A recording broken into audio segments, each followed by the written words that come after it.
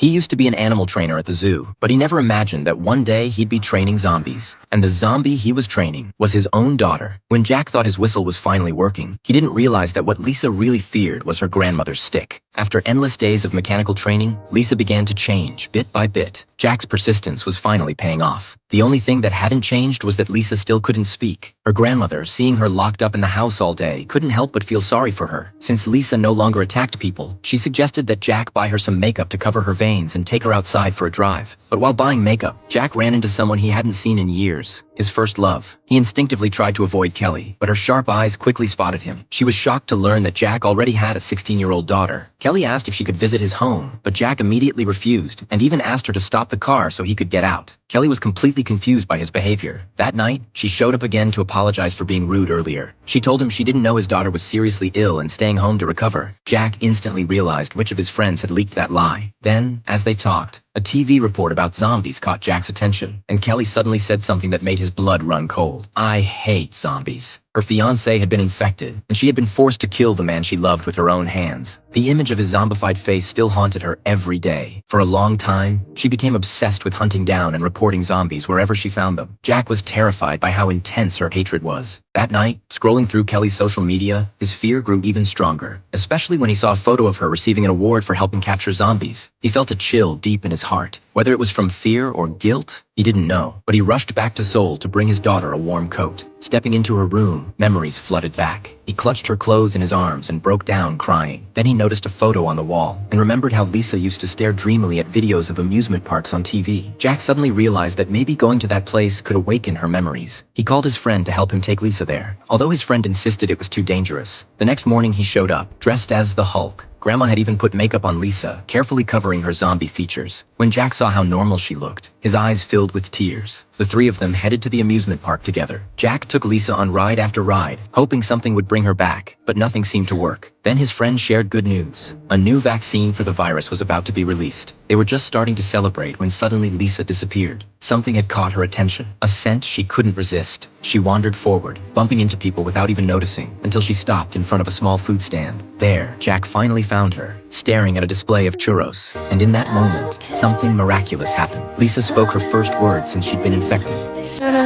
Jack was overwhelmed with emotion. Every year on her birthday, he used to buy her churros, even though she always pretended she didn't like them anymore. But clearly, she still did. As Jack celebrated this small miracle, he didn't realize that their secret had been exposed. Kelly, who found Lisa's behavior suspicious, immediately tried to report them. But Jack's mother grabbed her phone and shouted the truth. Jack wasn't Lisa's father. He was her uncle. Years ago, he had gone to Seoul to visit his sister, only to find her married to a selfish man who cared more about money than family. To protect his sister and niece, Jack decided to move to Seoul and help take care of Lisa. But on his birthday, eager to meet the woman of his dreams, Kelly, he left Lisa alone at home and went to a party. That night, his sister was killed in a car accident on her way back home. Her death shattered him. It was only when little Lisa began calling him Dad that he found a reason to live again. From that moment on, he swore he would be her father forever.